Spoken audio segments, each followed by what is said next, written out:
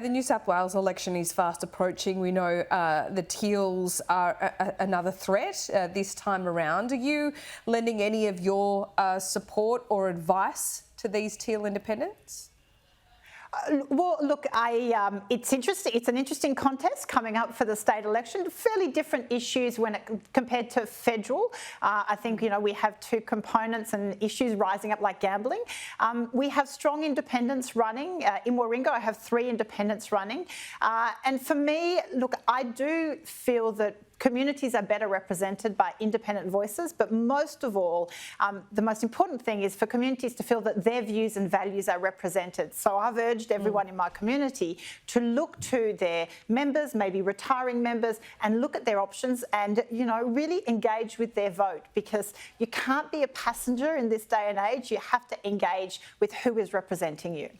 I just want to finish on what I thought was a really significant moment in the Parliament yesterday, and that was Peter Dutton apologising for boycotting the apology to the stolen generations. Now, this was well over a decade ago. What did you think of that apology? What was it like in the chamber? Yeah, look, I think it's important that as Leader of the Opposition that he acknowledges that mistake that he made when the apology was delivered to Stolen Generations some 15 years ago.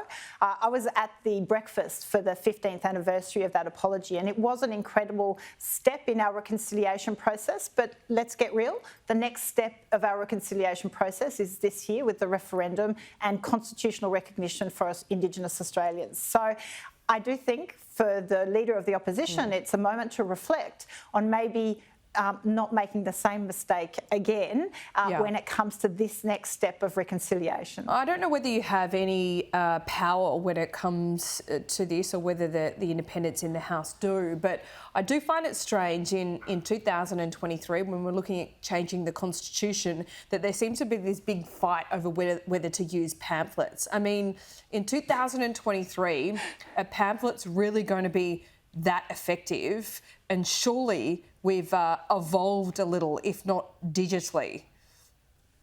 Absolutely, and the data shows that people do rely more and more on online communication and less on printed. But we have to be cognizant that there are people in our communities that do still like the printed material. So I think flexibility in delivery of the message is important.